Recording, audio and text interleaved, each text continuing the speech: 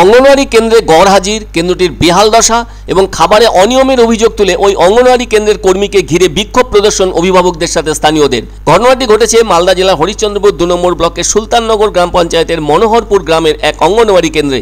অভিভাবক ও স্থানীয়দের অভিযোগ, এই কেন্দ্র থেকে শিশু ও প্রসূতি মায়েরা সঠিকভাবে খাবার পাচ্ছেন না। এই অঙ্গনওয়াড়ি কেন্দ্রের কর্মী লক্ষ্মী বসাক বেশিরভাগ দিন কেন্দ্রেও আসেন না, আর ওই কেন্দ্রটিকে তার বদলে চালাচ্ছেন তার দিদি ভারতী বসাক, যার ফলে হচ্ছে না ওই কেন্দ্রে শিশুদের পঠন পাঠন। তালিকা অনুযায়ী নিয়ম মেনে ডিমও দেওয়া হচ্ছে না ওই অঙ্গনওয়াড়ি কেন্দ্রের সাথে যুক্ত থাকা শিশু ও প্রসূতি মায়েদের।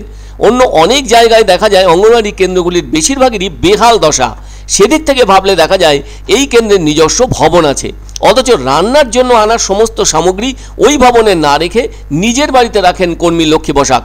এদিকে গড় হাজির থাকা লক্ষ্মী বসাককে বুধবার অঙ্গনওয়াড়ি কেন্দ্রে দেখতে পেয়েই তাকে ঘিরে ধরে বিক্ষোভ দেখাতে শুরু করেন অভিভাবকদের সাথে স্থানীয়রাও। যদিও লক্ষ্মী বসাকের দাবি তিনি ঠিকভাবেই এই কেন্দ্রের দায়িত্ব পালন করছেন, আর কখনো যদি তিনি আসতে না পারেন সেক্ষেত্রে তার দিদি ভারতী বসাক আসেন এবং ডিম তুলে দিয়ে যান।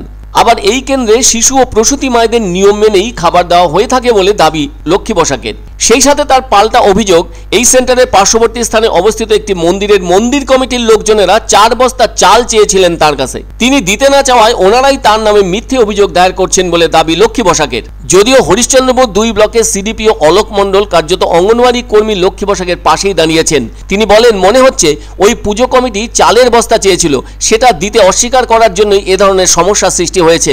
বাকি আর যা অভিযোগ সেটা আমি আরেকবার নিজে খতিয়ে দেখব। তবে রাজ্যের অনেক অঙ্গনওয়াড়ি কেন্দ্রের বিরুদ্ধে ওঠা নানা ধরনের অভিযোগ সামনে উঠে আসছে, যার অন্যতম হলো দক্ষিণ দিনাজপুর জেলার কুমারগঞ্জ ব্লকের শিয়ালপাড়া অঙ্গনওয়াড়ি কেন্দ্র। ওই কেন্দ্রটির বিরুদ্ধেও নিম্নমানের খাবার দেওয়ার অভিযোগ যেমন সামনে এসেছিল, তেমনি আবার ওই কেন্দ্র থেকে খাদ্য সামগ্রী চুরি যাওয়ার মতো ঘটনাও ঘটেছিল। ফলে এ ধরনের অভিযোগের কারণে জেলাশাসক পুলিশ সুপারকে নিয়ে পরিদর্শনও করেছিলেন। তবে ওই সময়ে জেলার অনেকগুলি অঙ্গনওয়াড়ি কেন্দ্রের বিরুদ্ধে অভিযোগ ওঠায় ওই সব কেন্দ্রগুলিও পরিদর্শন করেছিলেন জেলাশাসক ও পুলিশ সুপার। এছাড়া থেকেছিলেন বিভিন্ন ব্লকের বিডিওরাও। যার দুইটি আছে, যে চাকরি করে ও তো থাকছে না, ওর একটা বোন থাকছে, হেল্পার আছে একটা, কিন্তু যে ম্যাডাম আছে বাচ্চাকে পড়াবে তো সকালে, কিন্তু থাকছে না, কোনোদিন জিন্দগিতে পড়ায়নি। ডিম মানে সপ্তাহে 3টা 4টা দিচ্ছে, বাকি দিচ্ছে না, বাঁচাই দিচ্ছে। আমি রোজ স্কুল আসি, কোনো দিন আমি আসি না, তো মানুষ না আসতে পারে, কোনো দিন মানুষের কাজ হতে পারে না, হ্যাঁ না আসতে পারে। প্রাইমারিতেও মানুষ কোনো দিন অ্যাবসেন্ট হচ্ছে, কিন্তু আমি আসি এখানে 3 দিন ভাত, 3 দিন ডিম, 3 দিন গোটা ডিম, প্রেগনেন্ট প্রসূতি মা 3 দিন গোটা ডিম, ওরা পুরা মানে প্রত্যেক দিন পায়, আর অর্ধেক ডিম 3 দিন রান্না আমার হেল্পার করছে, আর আমার দিদি ডিমটা দিচ্ছে, একাই পারছে না, লোক অনেক আছে আমার, নিয়মিতই আমি রোজ দিই, কোনোদিন বাদ নাই।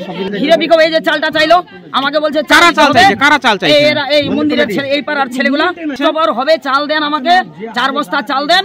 তো আমি বললাম যে চাল স্কুলে এখন নাই, তো আমি প্রত্যেকবার এখানে 1000-1100 করে টাকা আমি আলাদা করে দিই। এই মেম্বারের যে মেম্বার হয়েছে ওর দাদাকে দিয়েছি, আমি ওর দাদাকে ফোন করুক, আসো।